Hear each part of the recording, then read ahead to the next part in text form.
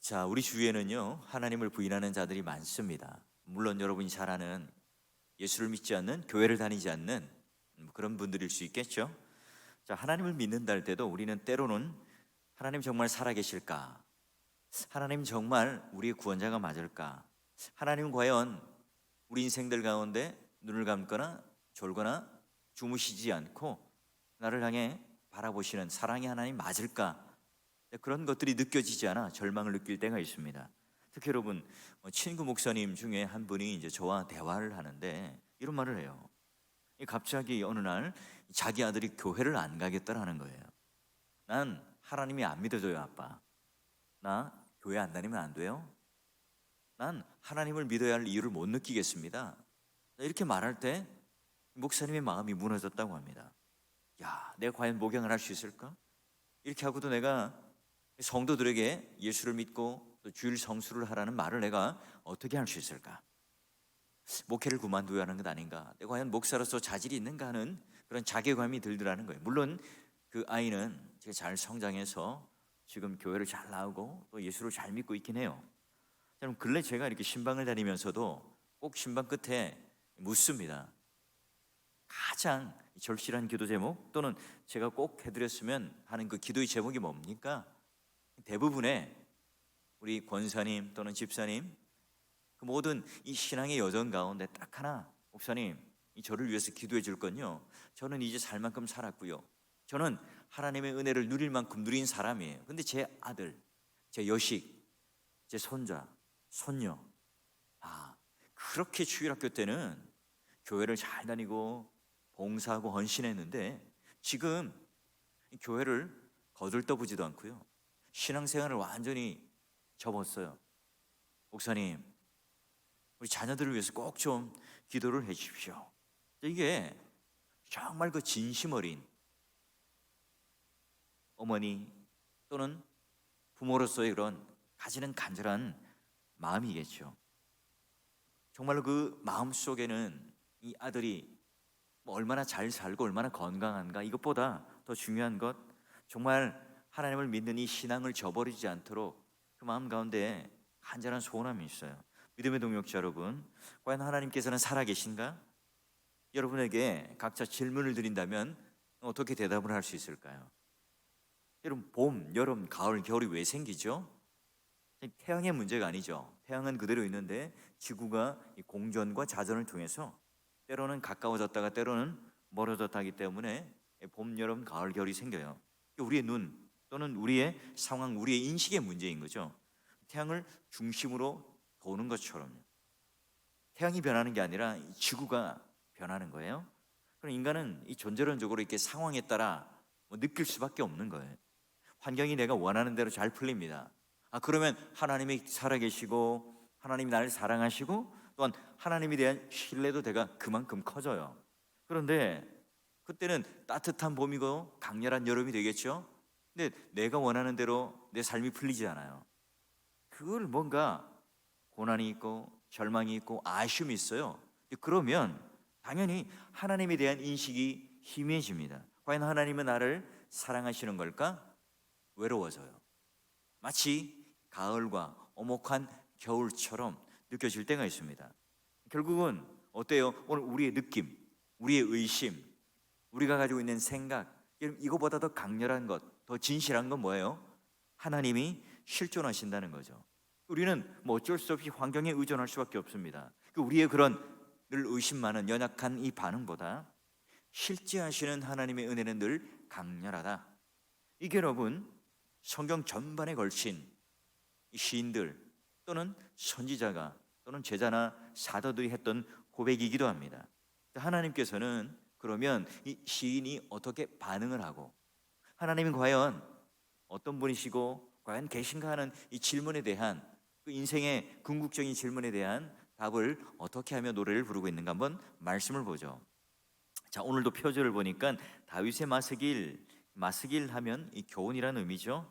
다윗이 이제 인생을 살아가면서 하나님으로부터 받은 그 교훈을 시로 표현해요.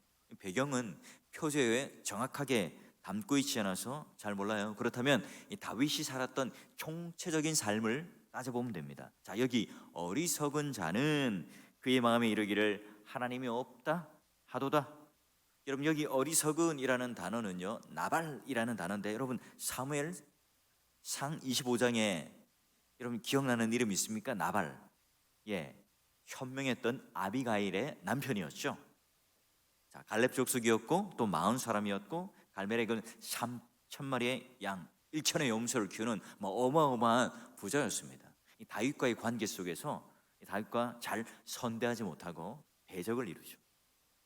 멸시하죠. 이때 위기를 직감한 현명한 부인이었던 이 아비가일이 다윗의 마음을 달래주어서 일촉즉발의 위기를 잘 모면하고 넘어갑니다. 자, 그 이름 나발, 어리석은 자.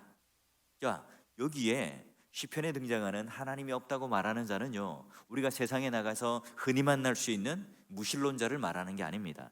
시편에 등장하는 이 어리석은 자, 믿음이 없는 자, 이런 말들은요 다 하나님을 알아요. 예배를 드리는 자들입니다. 하나님에 대한 지식이 있습니다. 여전히 성막에 나아가서 또는 성전에 나아가서 예배를 드리는 자들이에요. 우리의 본성은 어때요? 우리는 늘 하나님이 있다고 말을 해요. 우리는 바로 하나님에 대한 지식, 하나님에 대한 막연한 그리움들을 누구나 가지고 있죠.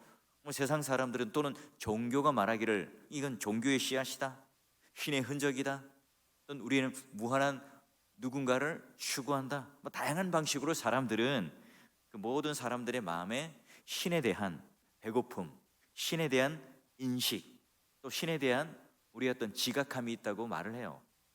로마서 1장 2장도 분명하게 오늘 우리는 이 땅 가운데 신에 대한 그런 인식들을 가지고 있고 우리는 그것을 부인하지 못한다고 말을 합니다. 여러분, 그런데 오늘 여기 말하는 어리석은 자다, 하나님이 없는 자다, 하나님이 없다라고 말하는 그런 행태는 뭐냐, 어떤 의미냐 하는 거예요. 자, 이런 거죠. 하나님이 계시지 않았으면 좋겠다. 눈 감고 계시다면 내가 거리낌 없이 살아갈 수 있어요. 내가 주인이 되고 내가 욕망을 가지고 내가 하고 싶은 대로 모든 것을 당하며 마음껏 하며 살아갈 수 있을 텐데 하는 거예요. 그걸 지금 어리석은 자라고 말하고 하나님이 없다라고 말하는 사람의 그 마음인 거예요. 하나님에 의해서 내가 지금 통제받는다고, 또는 하나님 말씀에 따라 내가 살아야 한다고, 내가 하나님께서 말씀하신 그 기준에 따라 살아야 한다, 너무 숨이 막히다고 생각되는 거예요. 하나님이 안 계셨으면 좋겠다. 내 마음대로 하고 내가 하고 싶은 대로 하고 지금 내가 마음껏 가지고 싶은 대로 가지고 또 율법이 말하고 있는 것 외에 이 세상 사람들이 추구하고 있는 그 모든 것들을 나도 그걸 성취하고 누릴 수 있기 때문에 그래요. 사람들은 근본적으로 이런 자기 중심적인 생각을 가지고 삽니다. 그래서 내가 주인이 되고 내가 모든 것을 판단하는 최종의 심판자가 되기를 원하죠. 자기 외에 어떤 제3자가 나를 간섭하고 나를 꾸짖고 누군가가 나에게 무언가를 이야기하고 통제한다면 너무너무 싫어요. 이 자기의 마음 가운데 또 자기 마음껏 하고 싶은 게 오늘 우리의 그 죄된 본성인 거예요. 그러니 여러분, 오늘 여기 어리석은 자, 하나님이 없다라고 하는 것은 실제로 하나님이 없어서가 아니에요. 하나님이 없다고 생각하는 게 아니에요. 하나님이 없는 거야 자신에 대해서 지금 설득을 하는 겁니다. 그리고 지금 나와 함께 이런 죄를 이제 짓고 또 내 마음대로 살고 싶어하는 그 어리석은 자들이나 수많은 나와 같은 부류의 사람들에게 동조해달라, 너희들도 이렇게 동의해달라, 그런 말이에요. 내가 내 스스로 하나님이 없는 자야라고 생각하는 걸로 충분하지 않아서 계속해서 나를 설득합니다. 하나님은 없지. 이보세요, 우리가 이렇게 살아가는 것 다 똑같죠? 하나님이 없다고 우리는 말하는 게 편하잖아요. 자, 이 말인 거예요. 여러분, 이 사람들이 모든 것들을 아우르는 이 세상의 모든 지식을 다 가지고 있는 듯해도 우리는 언제나 이 머리 안에 갇혀 있는 것으로 이 전체 세상을 바라보고 해석해요. 하나님이 없다고 확신할 수 있는 증거, 여러분 이게 더 확실할까요? 아니면 하나님이 계시다는 것을 객관적으로 증명하는 게 더 쉬울까요? 자, 여러분 한번 예를 들어 볼까요? 이 강대상 위에 여러분 100원이 있다고 하는 것을 증명하는 게 쉬울까요? 아니면 100원이 없다고 증명하는 게 쉬울까요? 여러분, 당연히 있다고 증명하는 게 쉽죠. 없다고 하려면 어떻게 돼요? 이걸 다 뒤져야 되고 다 찾아봐야 되고, 예, 그렇게 하면 얼마나 힘들겠습니까? 뭐 예를 들어서 여러분, 해운대 앞바다 백사장에 바늘이 하나 있다 없다, 여러분 이걸 증명하기 있어요. 어때요? 다 뒤지는 게 얼마나 힘들어요. 마찬가지죠. 사람들은 하나님이 없다고 너무 쉽게 얘기를 해요. 뭐 그 대표적인 게 뭐죠? 진화론 아닙니까? 그 진화론 안에서도요, 양심 있는 이 과학자들은요, 그 가설에 맞지 않은, 물론 여러분 창조설 또는 창조론, 이것도 우리가 아주 우리 이성 안에 깔끔하게 얘기하거나 증명할 수 없죠. 왜냐하면 하나님의 일이기 때문에 그래요. 그래서 여러분, 창세기는 선언으로 시작되잖아요. 여러분, 하나님이 없다라고 너무 쉽게 얘기하지만 하나님이 없는 게 아니라 어떻게 한다고요? 하나님이 없기를 바라는 마음에서 하는 말이라는 거예요. 자, 그러면 하나님이 없다고 말하는 사람들의 그 마음, 심령, 속은 어떤가? 예, 오늘 성경에 보니까 그들은 부패하며 가증한 악을 행하며 선을 행하는 자가 없도다. 왜인가요? 하나님이 없다라고 말하는 것은 하나님이 내 삶의 주인이 되고 기준이 되지 않아요. 결국은 모든 것을 결정하는 게 누구란 말이죠? 자기예요.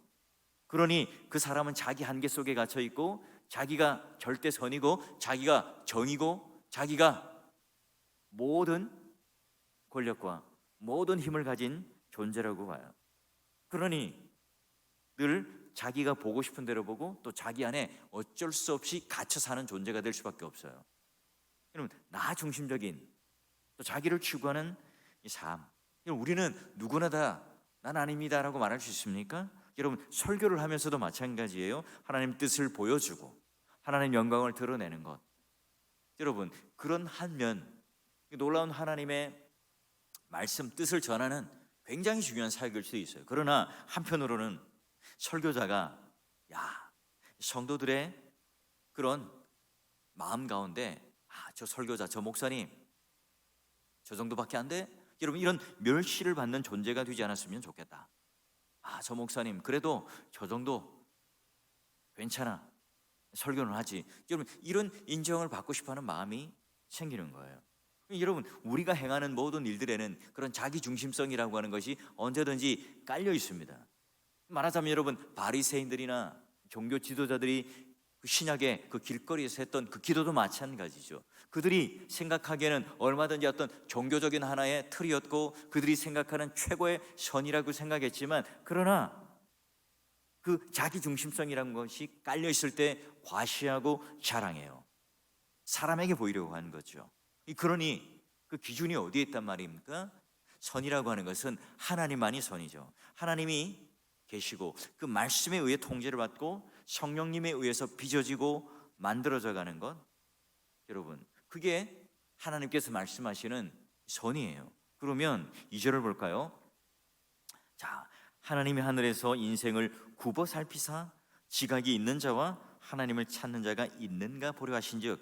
자, 이거 누가 판단한다고요? 하나님이요. 어디에서요? 하늘에서요. 우리 인생을 어떻게 한다고요? 굽어 살핀다. 그래서 각기 물러가 함께 더러운 자가 되고 선을 행하는 자가 한 사람도 없도다. 이 구별을 오로지 사람이, 인간이 하는 것이 아니라 하늘에서 하나님께서 인생을 굽어 살피면서 판단하세요. 굽어 살핀다, 히브리어였던 시적 표현이죠. 하나님이 사람과 똑같은 형체가 아니에요. 그럼에도 불구하고 무한하신 그 하나님을 그 유한한 그 인간의 세계 속에 뭔가 이렇게 비유해서 설명을 하기 위해서 신인 동영론적 표현을 하는 거예요. 자, 그러기에 하나님은 우리를 보실 때 어떻게 한다고요? 굽어 살펴서 전부를 다 아신다는 거예요. 뭐 물리적으로 구부정하게 뭘 본다는 것이 아니라 우리의 전체를 샅샅이 뒤져서 모든 것을 아신다고 하는 거예요. 뭐가 선인지, 뭐가 아닌지, 누가 선한 자인지, 누가 악한 자인지, 어떤 자가 지혜로운 자고 어떤 자가 악한 자인지를 그분만이 안다는 거예요. 하늘이라고 하는 것도 물리적인 공간이 아닙니다. 굽어본다는 것도 꿰뚫어 본다는 의미죠. 모든 것을 통찰하시고 모든 것을 아시는 전지전능하신 그 하나님만이 선이고 그분만이 기준이에요. 그러니 여러분, 예수 그리스도께서 종교 지도자들을 만나서 성전이나 길거리에서 말씀으로 그들의 코를 납작하게 만든 사건, 또는 성전 청결을 하기 위해서 본 전들을 뒤집었고 또 물건 파는 그 상을 엎었어요. 또 모든 사람들이 볼 때 너무나 무기력하게 십자가 위에서 죽습니다. 여러분, 이게 우리 기준으로 볼 때 폭력이죠, 실패죠, 좌절입니다. 그런데 하나님께서 모든 것을 굽어보시는 그 기준 안에서는요, 이게 다 하나님 안의 선이에요. 하나님 뜻이죠. 자, 여러분, 참고로 인간은 절대로 굽어볼 수 있는 자가 아닙니다.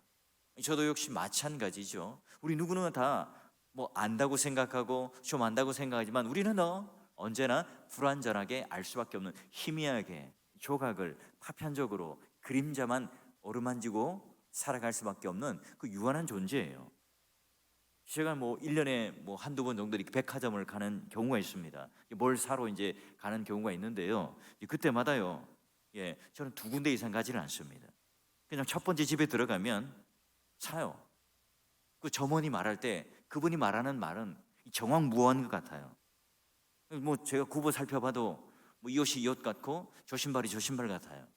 비교해봐야 뭐 똑같아요. 선한 것이 나오겠나 싶어서 그냥 해요. 여러분, 뭐 대신 이제 설교 준비를 위해서는 아주 열심히 들여다보는 것과는 달리 그런 것들을 선택할 때는 그냥 그 사람의 말을 믿고 선택을 해요. 마찬가지입니다. 여러분, 문화인력적으로 볼까요? 바벨탑이라고 하는 것, 도시를 건설했습니다. 왜 건설하죠? 그렇죠, 그 전에 홍수가 났어요. 홍수가 났으니까 더 이상 이제 잠기지 않도록 살아야 되니까 높은 건물을 세워서 홍수가 들어도 우리 스스로의 힘으로 구원하겠다, 홍수의 심판에서 우리는 이길 수 있다, 홍수에 죽지 않기 위해서 바벨탑을 만듭니다. 여러분, 그렇다면 이 바벨탑 자체가 나쁜가요? 그렇지 않죠. 그럼 문화적으로, 사회적으로 보면 그들이 살기 위해서 만들었고 그들의 문명, 그들의 가지고 있는 힘을 가지고 만들어낸 거예요. 근데 여러분, 그걸 계속해서 하나님께서 내버려 두시면 어떻게 되겠어요? 그 안에 이제 난리가 나겠죠. 전쟁이 나겠죠. 어마어마하게 서로가 왕이 되려고 할 거예요. 중요한 것은 여러분, 하나님께서 홍수로 더 이상 멸망하지 않겠다, 심판하지 않겠다, 그 언약을 했음에도 불구하고 하나님을 믿지 않는 거죠. 뭐라고요? 하나님이 절대 선이고 하나님께서 기준인데, 하나님께서 말씀하신 그 기준대로 하나님께서 이제 너희들은 홍수 심판이 없을 거야 말했는데 그냥 그들은 하나님을 믿지 않는 거예요. 하나님을 그 기준 삼아서 그 삶의 행동과 패턴들을 만들어가지 않는 거죠. 자, 그러면 그 하나님의 약속을 믿지 않고 자기를 믿는 사람, 어떤 특징을 가지는가? 4절에서 5절을 볼까요? 자, 죄악을 행하는 자들은 무지하냐? 그들이 떡 먹듯이 내 백성을 먹으면서 하나님을 부르지 아니하는도다. 그들이 두려움이 없는 곳에서 크게 두려워하였으니 너를 대항하여 진친 그들의 뼈를 하나님이 흩으심이라. 하나님이 그들을 버리셨으므로 내가 그들에게 수치를 당하게 하였도다. 이 그림으로 딱 그려보니까 막 무시무시하죠. 죄악을 행하는 자들은 무지한데 막 떡 먹듯이 백성을 먹고요, 또한 대항하는 그 자들은 하나님께서 어떻게 하신다고요? 뼈를 그냥 흩어버리는 거예요. 바벨탑은 그냥 무너뜨렸는데 하나님께서 지금 이런 자들을 뼈를 완전히 다 발라내어서 흩어버리겠다, 수치를 당하게 하겠다, 무시무시한 심판을 말합니다. 그들은 지금 죄를 행하는 그들, 마치 백성을 떡 먹듯이 먹고 또 악을 행하는데 너무나 익숙해 있어요. 하나님을 원하지 않아요. 일상적인 삶 가운데 죄악을 저지르고 중독되어지고 좀 더 강렬한 죄를 짓고 이런 것들이 면역되어지고 내가 이제는 죄의식, 죄책감 이런 것들이 느껴지지 못하니까요, 더욱더 죄 짓는 일에 열심을 내요. 더 강렬한 죄를 짓게 되죠. 그 그림을 지금 그려내고 있습니다. 여러분, 죄 짓는 것이 처음에 막 두렵고 떨리잖아요. 그런데 여러분, 한 번, 두 번 이거 반복되기 시작하면 너무나 자연스럽죠. 여러분, 우리도 마찬가지예요. 선한 일을 하는 것도 마찬가지죠. 조금만 우리가 게을러지면요, 금방 미끄러집니다. 공예배, 주일 공예배를요, 여러분 한 번, 두 번 빠지기 시작해보면, 한두 주 빠지기 시작하면 정말 다시 가기가 힘들어요. 우리가 이 온라인 예배라고 하는 것을, 또는 유튜브로 동영상을 송출하는 것도요, 우리 예배에 있어서 이 감염에 대한 이 안전을 위한 이 조치였죠. 그리고 일시적인 어떤 우리에 있어서의 그런 모임과 이 예배에 관하여 이 안전을 도모하기 위해 일시적으로 드렸던 흩어지는 예배였고, 가정 안에서 함께 우리가 공동체가 드리는 예배였어요. 그러나 여러분, 이게 이제 어찌 보면 우리가 예배를 드리는 정당성으로 말해버린다면 공동체성과 신학이 무너지는 겁니다. 여러분, 교회 회원이 뭐죠? 몸된 교회가 된다는 의미가 뭘까요?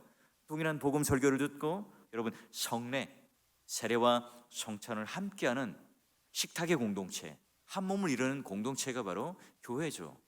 회원입니다. 그런데 여러분, 그런 우리가 미디어 속에 또는 이런 온라인 속에 그냥 말씀만 추구하는 그런 것이 예배라고 생각되어질 때요, 이 교회가 무너지게 되어 있어요.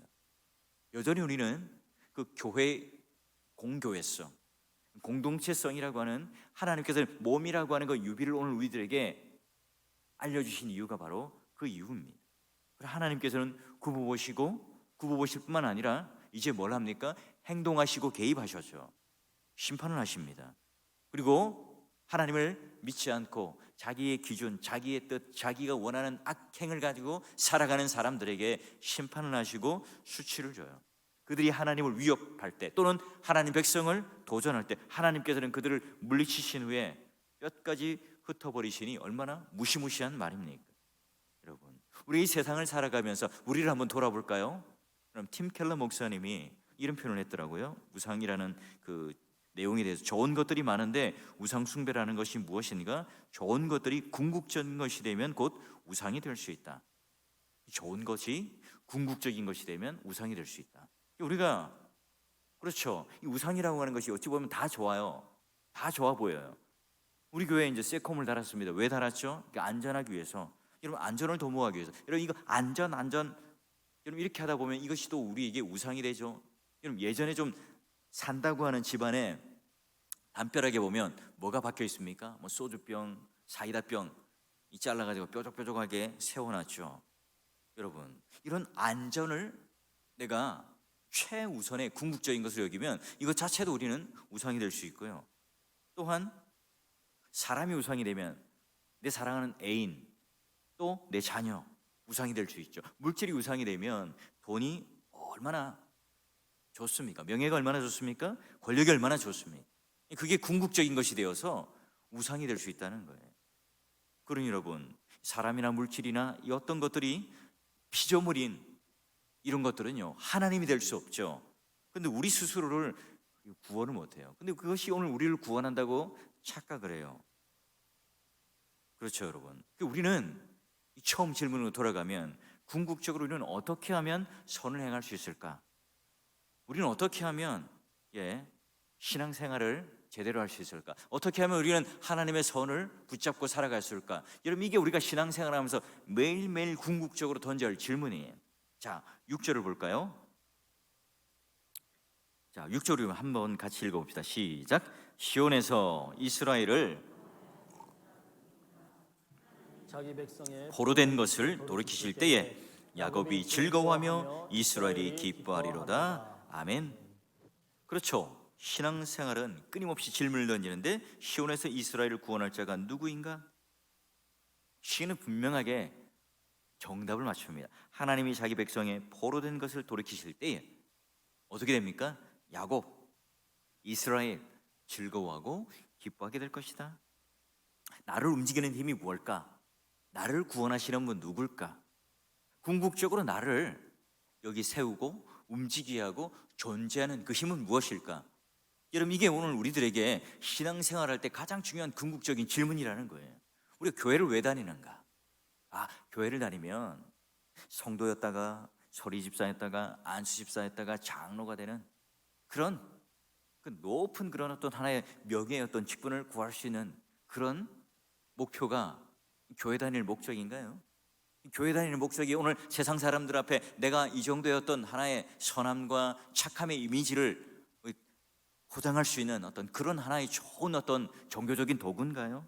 그렇지 않죠. 우리가 하나님께서는 살아계시고 또한 오늘 우리를 구원하실 분이라는 것, 오늘 이 다윗이 지금 이 고백을 할 때 그냥 그저 머릿속에서 그냥 책상에 앉아서 방구석에 틀어박혀서 그냥 낭만적이게 생각하며 말한 게 아니잖아요.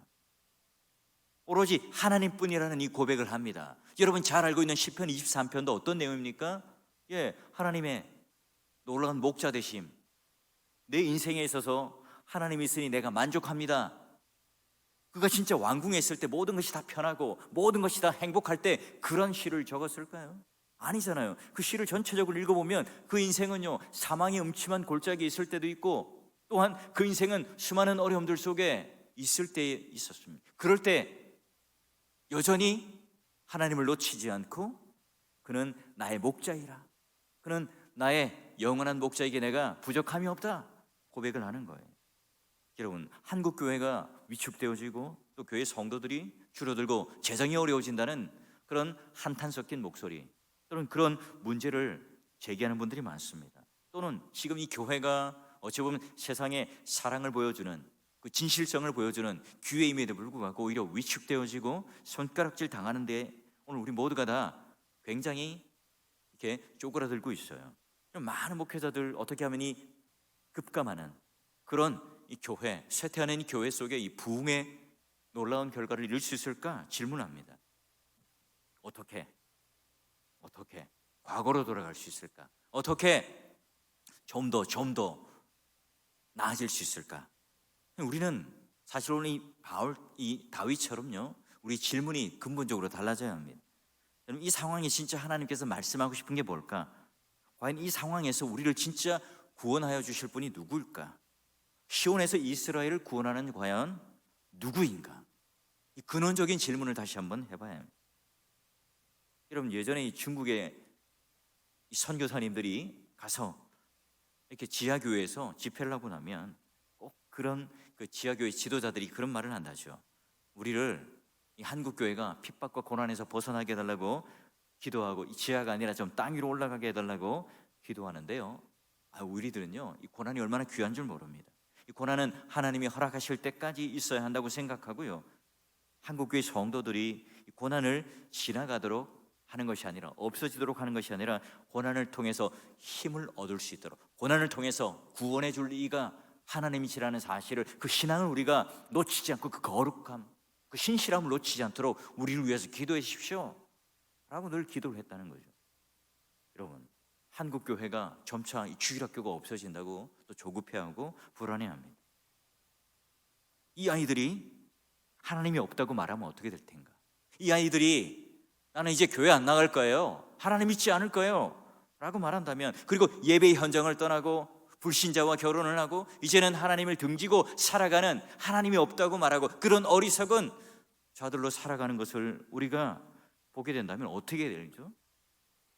과연 이 시대 또는 이때에 하나님께서 원하시는 게 뭘까? 시온에서 진짜 구원할 자는 누구인가? 다시 한번 우리는 그런 궁극적인 질문을 던져야 합니다. 그럼 어떻습니까? 식탁에 앉을 때 아버지 따로 엄마 따로 또는 자식들 따로 밥을 먹습니까? 그렇지 않죠. 여러분, 우리 아들, 우리 자녀들 대화가 안 되기 때문에 그들과 한 식구가 아니고 만나지 않습니까? 그렇지 않잖아요. 우리 모두는 다 함께 식구예요.